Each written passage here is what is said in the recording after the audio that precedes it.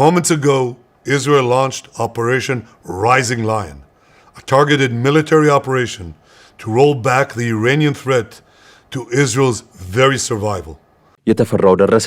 ያለፉትን 20 ወራት በጦርነት ላይ ያሳለፈችው እስራኤል ለወራት ይዛተችበትን ጥቃት በኢራን ላይ ሰንዝራለች። የቃላት ወረወራው ወደ ቃታ መሳብ ተሸጋግሯል። በርካቶች የሶስተኛው ዓለም ጦርነት ማስጀመሪያ ሳይሆን አይቀርም ሲሉ የሰጉበት የእስራኤልና ኢራን ጦርነት በእስራኤል የባሩድ ፊሽካ በይፋ ተጀምሯል። የመካከለኛው ምስራቅ ቀጣና አውራዎች እንደሆኑ የሚነገርላቸው እነዚህ ሀገራት ከወራት በፊት ጀምረውት ሳንጨርሰው ነው የተውነው ያሉትን ጦርነት አሁን እንጨርሰዋለን ሲሉም እየዛቱ ይገኛሉ። ከ1700 በላይ ኪሎ ሜትሮችን በአየር ላይ የተጓዙ 200 የሚደርሱ የእስራኤል ተዋጊ ጀቶች ዛሬ አርብ ንጋት ላይ 6 በሚደርሱ የኢራን አካባቢዎች ላይ አስደንጋጭ ጥቃት ከሰነዘሩ በኋላ የኢራን ውድ የጦር አመራሮችና የኒውክሌር ሳይንቲስቶች መገደላቸውን የኢራን መገናኛ ብዙሃን በትልቅ ቁጭት ዘግበዋል። የኢራን ጦር አዛዥ ሜጀር ጀነራል መሐመድ ባጋሪ እንዲሁም የአብዮታዊ ዘብ አዛዥ ሜጀር ጀነራል ሁሴን ሳላሚ ደግሞ በእስራኤል ጥቃት ሕይወታቸውን ከተነጠቁ የኢራን ወታደራዊ ባለስልጣናት መካከል የሚጠቀሱ ሆነዋል። ከእስራኤል ጋር ይህንን አይነቱ ጥንቅጥ ውስጥ እንዲገቡ ያደረጋቸውን የኒውክሌር ፕሮግራም ከሚመሩ ሳይንቲስቶች መካከል ቢያንስ 6ቱ ሳይገደሉ እንዳልቀረም መረጃዎች አመላክተዋል።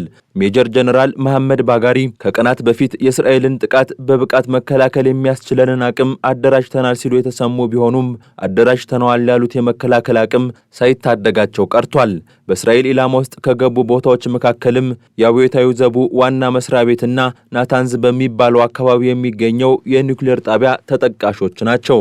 እስራኤል በአውዳሚ ድርጊቷ ገፍታበታለች፣ ለዚህም የእጇን ታገኛለች ሲሉ የተደመጡት የኢራኑ ጠቅላይ መሪ አያቶላህ አሊ ካሚኒም በእስራኤል ላይ ጥቃት እንዲከፈት ይሁንታ ከሰጡ በኋላ 100 የሚደርሱ የኢራን ድሮኖች በእስራኤል ላይ ጥቃት ለመፈጸም ሰማይ ላይ ሲርመሰመሱ መታየታቸውን መገናኛ ብዙሃን ዘግበዋል።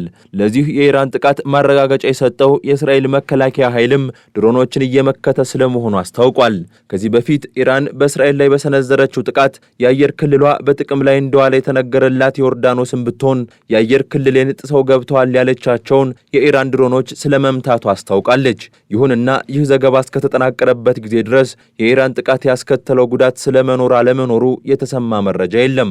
እስራኤል ጥቃቱን ሰነዝራለሁ በሚለው ዛቻዋ ወራትን ስታሳልፍ ወዳጇ አሜሪካ ደግሞ ዲፕሎማሲያዊ ጥረት ቅድሚያ ሊሰጠው ይገባል በሚል ስትገስጽ ከርማለች። ወደ አሜሪካ ፕሬዝዳንትነት ስልጣናቸው ከተመለሱ 5ኛ ወራቸው ላይ የሚገኙት ዶናልድ ትራምፕም በመልእክተኞቻቸው በኩል ከኢራን ባለስልጣናት ጋር 5 ዙር ድርድር አካሂደዋል። ከሰሞኑም 6ኛው ዙር ድርድር ይካሄዳል ተብሎ ሲጠበቅ ነበር። ይሁንና ይህ የእስራኤል ቱጫ መዘዛ ጥረቱን አፈር ያለበሰ ሆኗል።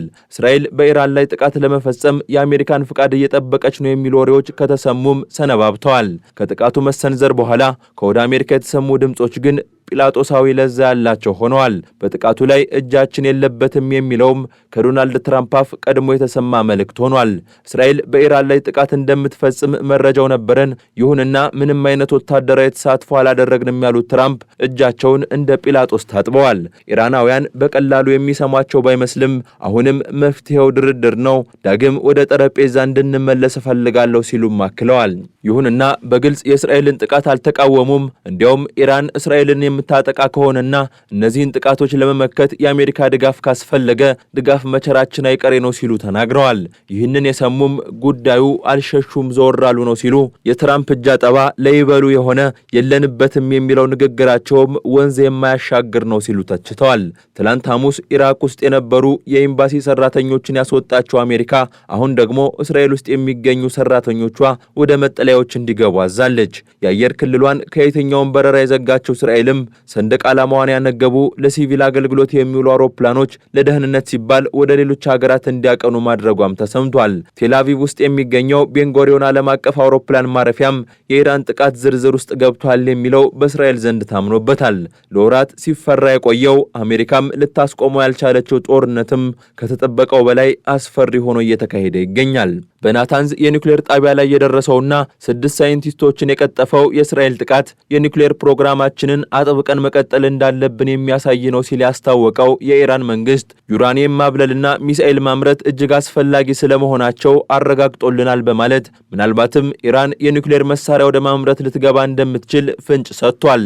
ከእስራኤል ጋር በጦር ካልሆነ በቃል መነጋገር አስፈላጊ አይደለም ስትልም ነው ኢራን ያስታወቀችው። ለኢራን ተጨማሪ ጊዜ የምንሰጥ ከሆነ ወደ ኒውክሌር መሳሪያ ማምረት መግባቱ አይቀርም የሚል ስጋት የነበራቸው የእስራኤል ባለስልጣናትም አስቀድመው ጥቃት ለመሰንዘር ሲጣደፉ የነበሩት ኢራን ወደ ኒውክሌር ማምረት እንዳትገባ ለማድረግ ነው በሚል በስፋት የሚነገር ጉዳይ ነው። 9 የሚደርሱ የኒውክሌር መሳሪያዎችን ለማምረት የሚያስችላትን ዩራኒየም 60 በመቶ ያህል አበልጽጋለች የሚባልላት ኢራንም መሳሪያ ላለማምረት ተስማምታ የነበረች ብትሆንም አሁናዊው የጦርነቱ ሁኔታ ግን አስገዳጅ እየሆነብኝ ነው የሚል አንድምታ ያለው አቋም ነው ያንጸባረቀችው። ዓለም አቀፉ የአቶሚክ ኃይል ኤጀንሲ ግን እስካሁን ከናታንዝ የኒውክሌር ማዕከል ከመደበኛው የተለየ የጨረር መጠን አለመመዝገቡን ነው ያስታወቀው። ኤጀንሲው ከናታንዝ ውጭ ባሉ የኒውክሌር ማዕከላት ላይ እስካሁን ጥቃት አልደረሰም ሲልም አስታውቋል። የእስራኤል ጦር አዛዥ ኤያል ዛሚር ደግሞ ጦርነቱን የጀመርነው ለመጨረስ ነው፣ የማንመለስበት ደረጃ ላይ ደርሰናል ሲሉ ጦርነቱ የእስራኤል ሕልውናን የማረጋገጥ ጉዳይ መሆኑን ጠቁመዋል። የእስራኤልን ሕልውና ለመፈታተን የሚሞክሩ ኃይሎች መሰል ቅጣት የሚያስፈልጋቸው ስለመሆናቸውም ነው የተናገሩት። ይህ ጥቃት ሊሰነዘር እንደሚችል ቀድሞም ስጋት የነበራቸው የኢራን ባለስልጣናት ደግሞ በድብቅ የተያዙትን የእስራኤል የኒውክሌር መሰረተ ልማቶችን እንመታለን፣ ለዚህ የሚያግዘንን ጥብቅ መረጃ በስለላ መረባችን አግኝተናል ሲሉ አስታውቀው ነበር። ምንም እንኳን ኢራን በእስራኤል ላይ የመልስ ጥቃት ብትሰነዝርም ይህ ዘገባ እስከተጠናቀረበት ጊዜ ድረስ ግን በየትኞቹ አካባቢዎች ላይ ጥቃቱ እንደተሰነዘረና ከኒውክሌር ጋር የተያዙ ቦታዎች ኢላማ ውስጥ ስለመግባት አለመግባታቸው የተገኘ መረጃ የለም። ምንም እንኳን ከሐማሱ የጥቅምት 7 ጥቃት በኋላ እስራኤልና ኢራን ቱጫ መዘዛ ውስጥ ሲገቡ ይህ ሶስተኛ ጊዜያቸው ቢሆንም የአሁኑ ፍልሚያ ግን ለዝግጅት በነበረው ጊዜና በሌሎች ምክንያቶች ለየት የሚል ስለመሆኑ ተነግሯል። ምንም እንኳን አሜሪካ ጦርነቱን ለማስቀረትና ሰላማዊ መፍትሄ ለመስጠት ብትሞክርም እስራኤል ግን ለኢራን ጉዳይ ሰላማዊ መፍትሄ ይገኛል ብላ እንደማታምን በተለያዩ እርምጃዎቿ ስትገልጽ ነበር። ይህ መሆኑ ደግሞ እስራኤል የፈለገችውን ሳታሳካ ወደ ኋላ እንደማትል ይጠበቃል። ኢራን ደግሞ ከኒውክሌር ፕሮግራሟ ወደ ኋላ እንደማትል ደጋግማ አስታውቃለች። ይህ ሁኔታ ጦርነቱን በቀላሉ የማይቆም ሊያደርገው ይችላል ያሉ ተቋማትና ሀገራትም ማሳሰቢያቸውን እያሰሙ ነው። የተባበሩት መንግስታት ድርጅት፣ ቻይና፣ እንግሊዝና ሳውዲ አረቢያም ጦርነቱ በአስቸኳይ መቆም አለበት ሲሉ ካሳሰቡ ሀገራትና ተቋማት መካከል የሚጠቀሱ ናቸው። ጠቅላይ ሚኒስትር ቤንያሚን ኔታንያሁ በዶናልድ ትራምፕ በይፋ ያልተደገፈውን አካሄድ ቢመርጡም ጦርነቱን በሚፈልጉት መንገድ ለመጨረስ ግን የአሜሪካን ድጋፍ እጅጉን ይሻሉ። በተለይም የኢራን የኒውክሌር አቅም በአብዛኛው ከምድር በታች የተቀበረ ነው በሚል የሚነገርለትና እስራኤል ይህንን ሙሉ በሙሉ ለማውደም የሚያስችል የመሳሪያ አቅም የላትም መባሉ የአሜሪካን በር እንድታንኳኳ የሚያደርግ ስለመሆኑ ነው የሚነገረው። የዚህ ጦርነት መጀመር በትራምፕ የሚወደድ ካለመሆኑም ባለፈ አሜሪካ ፈርስት በሚል ከሚያራምዱት አቋም ብሎም በሌሎች አካላት ጦርነት አሜሪካ ዋጋ አትከፍልም ከሚለው ተደጋጋሚ ንግግራቸው አንጻር በተቃራኒው የቆመ ጦርነት ነው።